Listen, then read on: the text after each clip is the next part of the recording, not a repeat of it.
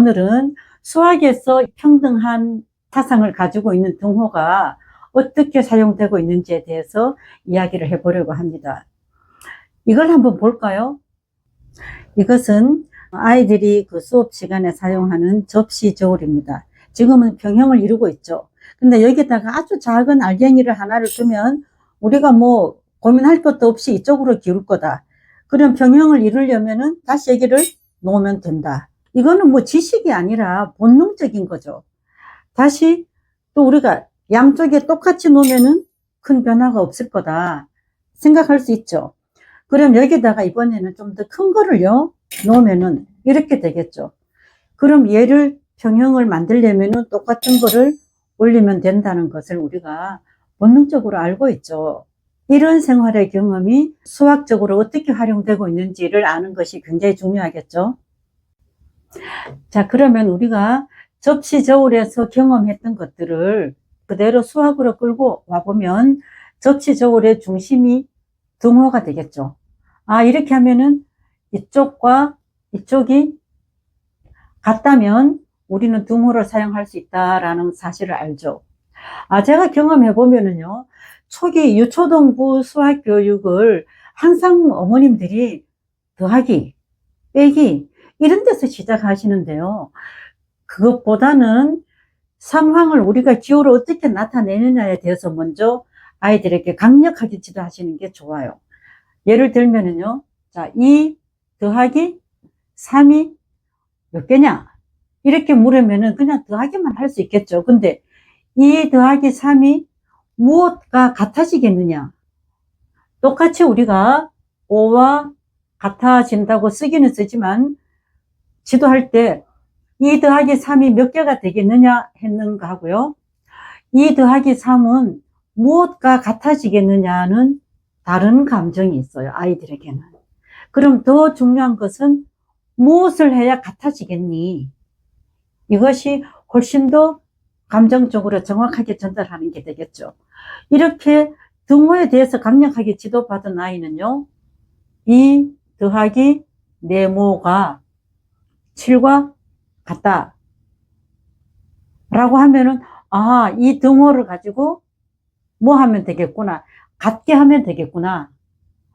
그러면은 당연히 여기 있는 2를 이만큼 7에서 빼면 되겠구나 하는 것은 지도를 받아서 아는 게 아니라 본능적으로 알게 되죠.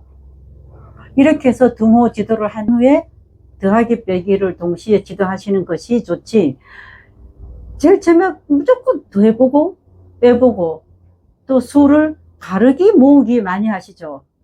그다음에 보수 찾기 이런 걸 많이 하는데 그것보다 훨씬 더 강력하게 같게 하는 힘도 지도하실 필요가 있다는 거죠. 다시 다른 문제를 한번 볼까요? 이번에는요, 자, 네모 더하기 네모 더하기 3이 9와 같아진다. 그런데 이 네모는 똑같은 수다. 이렇게 하면은 얘는 이거 전체와 이것을 어떻게 둡니까? 같게 두는 연습을 하게 되겠죠. 아, 이게 같으려면은 요 9에서 3만큼은 제거해야 되겠구나. 이런 것들은 3을 빼야지. 이렇게 가르치는 거하고는 전혀 다르죠. 스스로 아이의 내면에서부터 자발적이고 자기 주도적인 감정이 올라오는 거죠. 저는 이런 것들을 수학 감정이라고 말합니다. 이렇게 해서 3을 제거하면은 남는 게 뭐예요? 6만 남죠. 이 6이 두 개 똑같아야 되니까 6을 반으로 나누는 거다. 이렇게 해서 3, 3 이렇게 해결하는 겁니다. 여기서는 더하기가 강조되는 게 아니라 뭐가 지금 강조되고 있죠? 같다라는 것이 강조되고 있죠. 그럼 이번에는 왼쪽에 항이 많잖아요. 오른쪽에는 적죠. 같다라고 보면은, 자, 24가 뭐와 같아져야 되겠느냐? 42 빼기 뭐와 같아져야 되겠느냐? 이런 것들도 얘가 42 빼기 뭐 한다는 것을 몰라도 어쨌든 이 부분하고 이 부분이 같아져야 한다는 강력한 것을 알 수 있죠. 아, 이렇게 해서 등호의 성질을 강력하게 알면은 어떤 아이는요, 5 빼기 네모 곱하기 3을 했더니 9가 됐다. 이렇게 하면 애들이 벌써 항이 많아져서 몰라요. 아까 간단하게 3 곱하기 3이 9와 같다라는 거는 애들이 알아요. 만약에 이거를 비워놓으면 이런 것들은 애들이 쉽게 하죠. 뭐 국어단을 외웠든 어쨌든 3, 3문 구하서 이렇게 하는데, 여기 보면은 이 꼴이나 다 똑같거든요. 이 전체가 9와 같다는 사실이 중요한 거죠. 그러면 어떤 수에서 3을 곱해서 9와 같다. 그때 이 아이가 만약에 3 곱하기 3이 9가 된다는 것을 아는 아이가 이거를 못 푼다 라고 보면은 문제가 있는 아이예요, 없는 아이예요? 물론 그 아이도 문제가 있겠지만 우리의 지도 방법이 좀 더 세련돼야 되겠죠. 선생님, 이거는 풀어요. 이거는 군 줄 알겠는데 이거는 너무 어려워요. 이렇게 된단 말이죠. 이런 것들은 우리가 아이들에게 이 등호 지도가 좀 더 강력하게 되지 않았다는 거죠.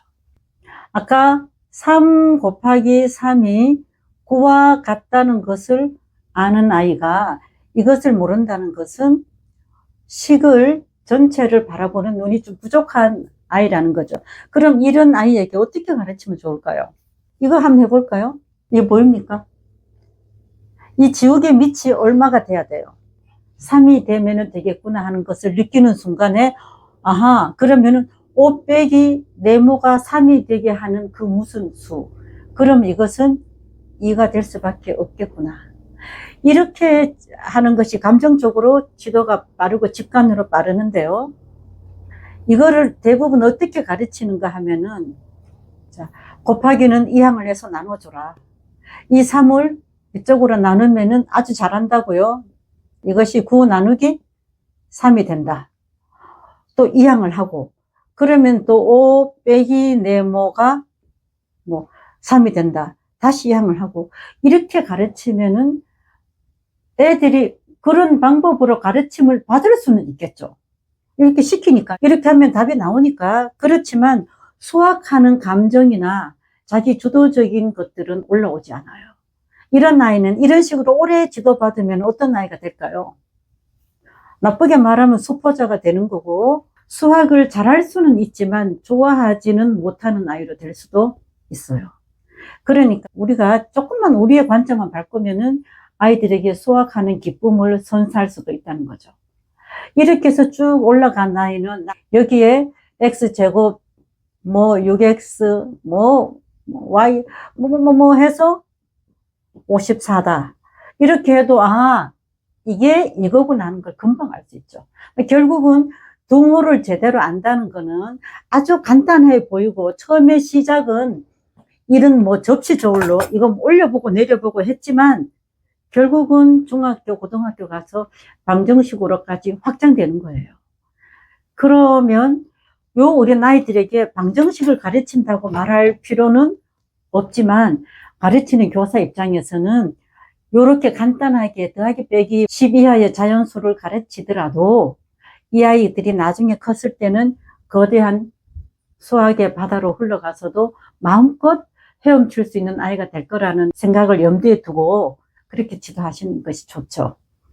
오늘은 수학에서 가장 많이 쓰이는 이 등호에 대한 심리적인 뭐 당위성이라든지 가치라든지 그다음에 이런 것들에 대해서 이야기해 보았습니다.